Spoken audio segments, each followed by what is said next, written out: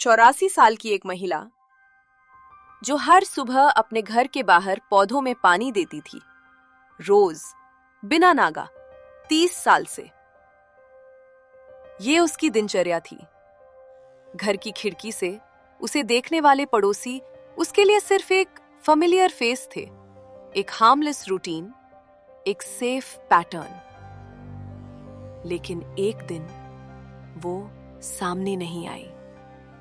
न कोई संघर्ष के निशान, न कोई गवाह, न कोई रक्त, न कोई चीख, बस एक खाली घर और एक खाली हार्ट।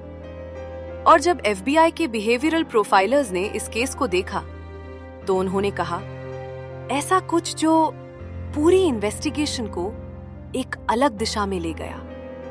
जिसने ये किया है वो शायद इस महिला को बहुत अच्छी तरह जानता था। यही सबसे डरावनी बात थी। किलर घर से बाहर का कोई अजनबी नहीं था।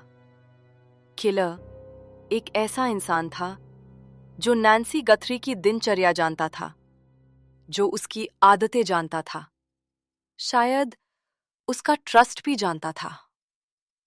और तभी अमेरिका के ट्रू क्राइम कम्युनिटी में इस केस को लोग कहने लगे, the real mind Hunter mystery.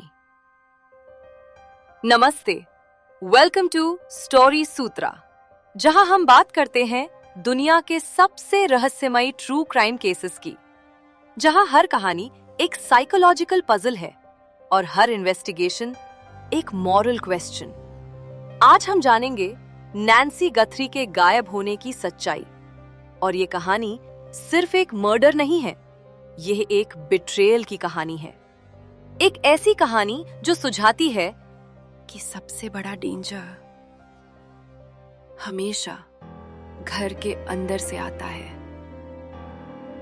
तो चलिए अंधेरे में जाते हैं और नैन्सी गथरी के साथ उस आखिरी सुबह को फिर से लाइव करते हैं। सेक्जाप्का, USA, एक छोटा सा शहर जहां लोग एक दूसरे को जानते हैं, जहां डोर्स को लॉक करने की जरूरत नहीं होती। नैन्सी गथरी उस शहर की एक फिक्सचर थी। Born 1915, age at disappearance 84। लेकिन उसकी उम्र उसे स्लो नहीं बनाती थी। वो हर सुबह 6 बजे जागती थी, शायद 50 सालों से। मॉर्निंग रूटीन, 6:15 AM टी बनाती थी, 6:30 AM अपने पौधों को पानी देती थी। उसके पास 40-50 प्लांट्स थे। हर एक को उसने नाम दिया हुआ था, जैसे सब उसके बच्चे हों। उसके पड़ोसियों को ये सीन बहुत फेमिलियर था। हर दिन बिल्कुल एक जैसा। एक पड़ोसी ने बाद में कहा, नैन्सी ऐसा इंसान थी जो चेंज को नहीं पसंद करती थी। क्या ये एक क्लू था या सिर्फ एक पर्सनालिटी ट्रेट? नैन्सी के बारे में और जाने। विडो, शादी के 50 साल बाद अकेली। 2 बेटे थे, दोनों दूर रहते थे। कोई बहू नहीं जो गले लगाए, कोई पोता नहीं जो पूछे दादी कैसी हो। बस एक खाली घर और 84 साल का समय। नैन्सी के पास पैसे नहीं थे, उसका खुद का घर नहीं था, वो एक रेंटल में रहती थी। लेकिन उसके पास एक चीज थी जो शायद उसकी बिगेस्ट एसेट भी थी और ग्रेटेस्ट वल्नरेबिलिटी भी, ट्रस्ट। वो हर किसी पर विश्वास करती थी, हर दरवाजे को खुला रखती थी, हर यात्री को चाय का ऑफर देती थी। नैन्सी एक नाइव लेडी थी, एक डिटेक्टिव ने अपनी नोट्स में लिखा। वो मॉडर्न प्रेडिटर्स को नहीं समझती थी। Section 2, the last morning, timeline of disappearance. Date, नामडी की आंखें खुलती हैं। बाहर धूप नहीं आई है अभी, बस ग्रे सुबह। 6:15 AM, किचन में चाय की केटल, पानी उबलने की साउंड। नैन्सी के हाथ एक ओल्ड कप में चाय डालते हैं। 6:30 AM, वो अपने घर के फ्रंट पोर्च पर जाती है, एक वाटरिंग कैन उठाती है जो शायद 50 किलो भारी है। उसकी उम्र को देखते हुए ये एक फिजिकल एफर्ट है। पहला पौधा एक गुलाब, दूसरा एक जेरेनियम, तीसरा एक टोमेटो प्लांट। ये सेम रूटीन है हर दिन, कोई वेरिएशन नहीं। लेकिन उस दिन कुछ अलग था। ये कार नैन्सी के घर के पास रुकती है, या शायद पहले से ही वहां थी। कौन आया, कोई जानता है? नहीं। नैन्सी अंदर चली जाती है। दरवाजा खुला रहता है, क्योंकि नैन्सी हमेशा दरवाजे खुले रखती थी। एक पड़ोसी नैन्सी के घर के सामने से गुजरता है। घर शांत है, लेकिन कुछ अलग लगता है। नैन्सी यूजुअली बाहर होती है इस समय, पड़ोसी ने बाद में कहा। मुझे पता था कि कुछ गलत है, लेकिन मैंने कोई आवाज नहीं सुनी। नैन्सी की एक बहू उसे फोन करती है। नैन्सी कहीं चली गई क्या? No answer. दरवाजे को खटखटाया जाता है। नैन्सी खोलने नहीं आती। वह कभी वापस नहीं आई। Section 3, the investigation begins. जब पुलिस को नैन्सी के मिसिंग होने की खबर मिलती है, तो पहली रिएक्शन कैजुअल है।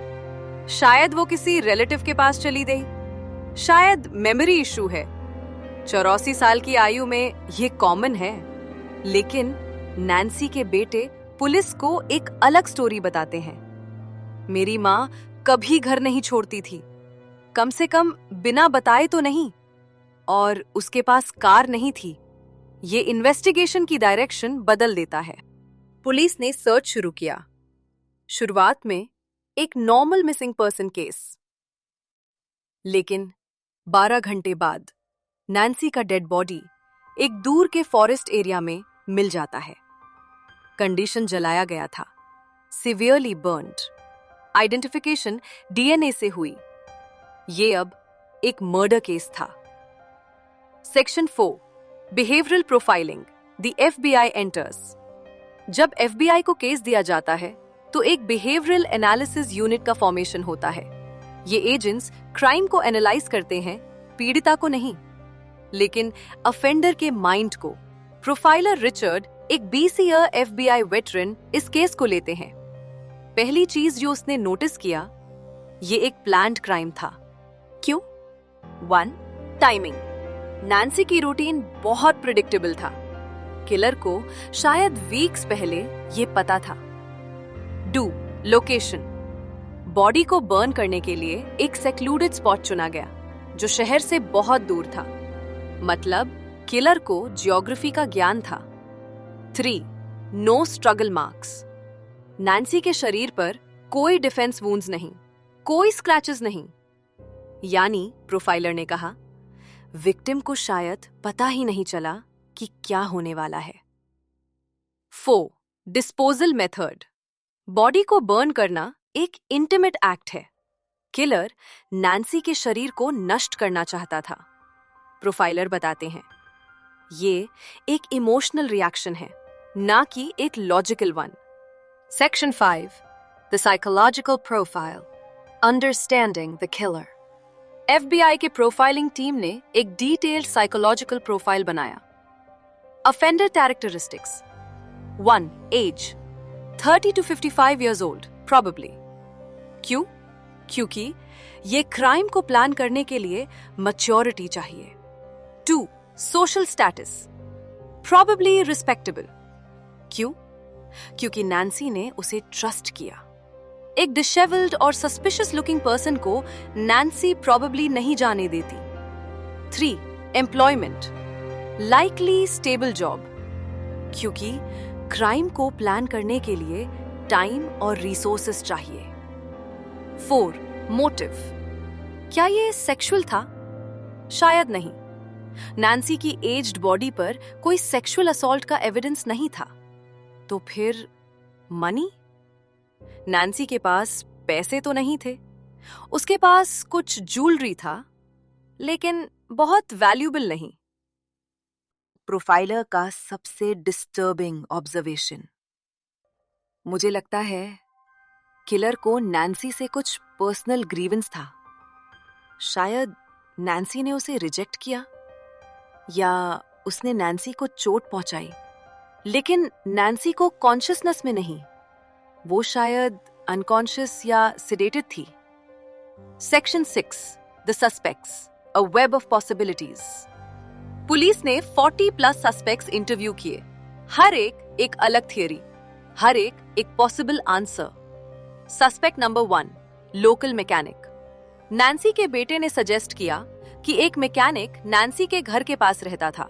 उसने नैन्सी की कार को कुछ महीने पहले फिक्स किया था। नैन्सी को शायद उससे बातचीत करते हुए देखा गया था, लेकिन एलिबाई, उसके पास एक सॉलिड एलिबाई थी। शायद किलर कोई था जो नैन्सी को बिल्कुल नहीं जानता था, एक रैंडम प्रेडेटर जो सिर्फ सही समय पर सही जगह पर था। लेकिन प्रोफाइलर इससे डिसएग्री करते हैं। रैंडम क्राइम्स में वायलेंस बहुत अलग होता है, प्रोफाइलर कहते हैं। नैन्सी का अटैक बहुत प्लान था, बहुत कंट्रोल्ड था। ये एक रैंडम क्राइम का बिहेवियर नहीं है। Section 7, the dark discoveries. Crime scene से जो एविडेंस कलेक्ट किए गए थे, उनमें से कुछ बहुत रिवीलिंग थे। Finding number 1, burn patterns. Nancy के शरीर के बर्न पैटर्न्स सुझाते हैं कि वो पहले से ही डेड थी जब उसे बर्न किया गया। इसका मतलब नैन्सी को पहले ही किल कर दिया गया था। फिर बॉडी को डिस्पोज किया गया। Finding number 2, clothing evidence. Nancy के कपड़े अलग अलग प्लेसेस पर मिले। एक कपड़ा 100 फीट दूर, दूसरा कपड़ा दूसरी दिशा में। ये एक डिलिबरेट एक्ट था, इन्वेस्टिगेटर ने कहा। किलर एविडेंस को स्कैटर कर रहा था, वो कंफ्यूज करना चाहता था। Finding number 3, time of death.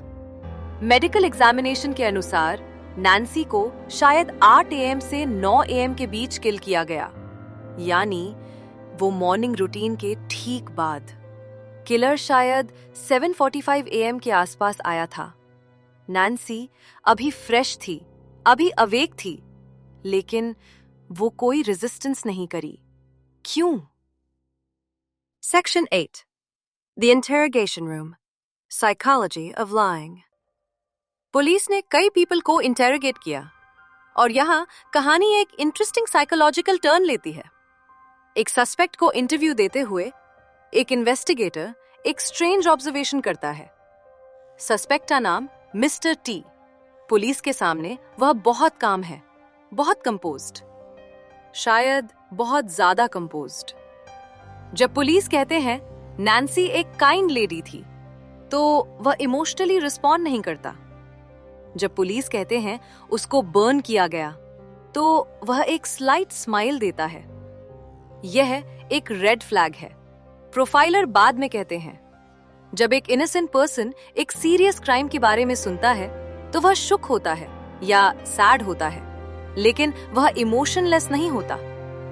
लेकिन एलिबाई के कारण इस सस्पेक्ट को रिलीज कर दिया जाता है। ये इन्वेस्टिगेशन के सबसे फ्रस्ट्रेटिंग मोमेंट्स में से एक है। Section 9, forensic evidence, the silent witness. DNA evidence crime को सॉल्व करने की बहुत बड़ी होप है। नैन्सी के शरीर से सैंपल्स कलेक्ट किए गए, फिंगरनेल से फॉरेन डीएनए, शायद स्ट्रगल के दौरान किलर को स्क्रैच किया। हेयर से अननोन डीएनए, क्लोथिंग से फाइबर्स जो नैन्सी के ओन क्लोथ से मैच नहीं करते। सब कुछ नेशनल डीएनए डेटाबेस में डाला जाता है, बट कोई मैच नहीं। क्या ये मीन करता है किलर पहले कभी अरेस्ट नहीं हुआ, या क्या किलर किसी वजह से डेटाबेस में नहीं है? ये एक मिस्ट्री ही रह जाता है। Section 10, the theory of familiar killer. Profiler के अनुसार नैन्सी के किलर को नैन्सी से पर्सनल कनेक्शन था। एविडेंस, 1. Time commitment. क्राइम को प्लान करने में वीक्स या मंथ्स लगे। कोई रैंडम पर्सन इतना एफर्ट नहीं देता। 2. Knowledge of routine. किलर को नैन्सी की एग्जैक्ट स्केड्यूल पता थी। 3. No sexual component. ये सजेस्ट करता है किलर को सेक्सुअल ग्रेटिफिकेशन नहीं चाहिए था। किलर को पावर चाहिए था, कंट्रोल चाहिए था। 4. Method of killing. नैन्सी को प्रॉबेबली सेडेटेड या अनकॉन्शियस किया गया, फिर सफोकेटेड या एस्फिक्सिएटेड किया गया। ये एक जेंटल मेथड है, अगर जेंटल उपयोग किया जा सकता है। ये सजेस्ट करता है, प्रोफाइलर कहते हैं कि किलर को नैन्सी के साथ एक इमोशनल हिस्ट्री था, शायद गिल्ट भी था। लेकिन कौन था ये किलर? कहाँ था ये? क्या वो अभी भी नैन्सी की तरह उस शहर में रहता है? Section 11, the investigation stalls dead ends. Months गुजर जाते हैं, फिर साल, कोई ब्रेक थ्रू नहीं, कोई अरेस्ट नहीं, डीएनए डेटाबेस में कोई मैच नहीं, विटनेस स्टेटमेंट्स सब कॉन्ट्रडिक्ट करते हैं। पुलिस के फाइल्स में नैन्सी का केस एक कोल्ड केस बन जाता है। और यहाँ कहानी का सबसे डार्क पार्ट आता है। क्या किलर को पकड़ा गया? और क्या किलर अभी भी आजाद है? Section 12, modern technology and old cases, a glimmer of hope. Recent years में जीनियोलॉजिकल डीएनए टेस्टिंग एक न्यू होप लेकर आई। कंपनीज जैसे Ancestry.com, 23andMe ने डीएनए डेटाबेसेस को पब्लिक बनाया और पुलिस इन डेटाबेसेस को यूज कर सकती है ओल्ड केसेस को सॉल्व करने के लिए। नैन्सी के केस में एक न्यू इन्वेस्टिगेटर टीम बनाई गई। डीएनए सैंपल्स को जीनियोलॉजिकल डेटाबेसेस में डाला गया, लेकिन क्या कोई मैच मिला?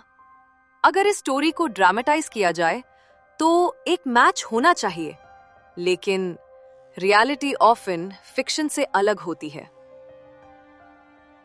Psychological aftermath, what remains. Nancy के डिसअपीयरेंस के सालों बाद उसका परिवार अभी भी आंसर्स के लिए तरसता है। उसके बेटे इंटरव्यूज देते हैं, मेरी मां को न्याय चाहिए, मेरी मां को एक फ्यूनरल चाहिए, मेरी मां को रिस्पेक्ट चाहिए। लेकिन जब तक किलर को नहीं पकड़ा जाता, तब तक क्लोजर नहीं आता। पड़ोसियों में भी एक अलग सा डर बैठ गया। क्या किलर मेरे पड़ोस में रहता है? क्या किलर मेरे चर्च में प्रेयर करता है? क्या किलर मेरी फैमिली को जानता है? Section 14, the mind hunter angle. Nancy Guthrie का केस क्यों the real mind hunter case कहा जाता है? क्योंकि साइकोलॉजिकल प्रोफाइलिंग की इंपॉर्टेंस। ये केस दिखाता है कि कैसे एक स्किल्ड प्रोफाइलर क्राइम सीन से ऑफेंडर का साइकोलॉजी समझ सकता है। Do the familiar offender theory. Nancy का किलर शायद कोई था जिसे हम सब जानते थे, जो हम सबके बीच रहता था। ये एक फंडामेंटल फियर है। थी अनसॉल्व्ड मिस्ट्री। कई रियल केसेस अनसॉल्व्ड रहते हैं, ये केस भी शायद फॉरएवर अनसॉल्व्ड रह जाए। और यही एक एफबीआई एजेंट कहते हैं ट्रू क्राइम को सो फैसिनेटिंग बनाता है। Section 15, final thoughts, the haunting conclusion. Nancy Guthrie एक मेमोरी बन गई, एक अनसॉल्व्ड ट्रेजेडी, एक अनआंसर्ड क्वेश्चन। हर सुबह जब कोई एल्डरली लेडी अपने घर के सामने पौधों में पानी देती है, शायद नैन्सी को याद किया जाता है। और शायद कहीं किसी घर में एक पर्सन बैठा है जो जानता है कि नैन्सी के साथ क्या हुआ। शायद वो पर्सन हर रात सोते समय नैन्सी की फेस को देखता है। शायद वो गिल्ट से भरा हुआ है। शायद वो रिलीफ से भरा हुआ है कि कोई उसे कैच नहीं कर पाया। लेकिन एक चीज निश्चित है, नैन्सी का कहीं ना कहीं एक वॉइस है, उसकी मेमोरी में एक पावर है, और जब तक जस्टिस नहीं मिलती तब तक कहानी खत्म नहीं होती। तो ये थी नैन्सी गथरी की कहानी, एक कहानी जो कभी पूरी तरह सॉल्व नहीं हुई, जो आज भी एक सवाल बनकर अमेरिकन ट्रू क्राइम हिस्ट्री में रहती है। अगर आपको ये कहानी अनसेटलिंग लगी, अगर आपको ये स्टोरी सोचने पर मजबूर किया, तो ये हमारा काम सफल हुआ, क्योंकि हर क्राइम एक स्टोरी है, हर विक्टिम एक फेस है, और हर केस एक रिमाइंडर है कि न्याय कभी भी देर से नहीं आता। अगर आपको ट्रू क्राइम डॉक्यूमेंट्रीज पसंद है तो लाइक करिए, सब्सक्राइब करिए और अपने सभी दोस्तों को शेयर करिए, क्योंकि स्टोरी सूत्रा पर हर कहानी एक सच है, हर मिस्ट्री एक चैलेंज है, और हर विक्टिम एक मेमोरी है। नैन्सी गथरी को श्रद्धांजलि।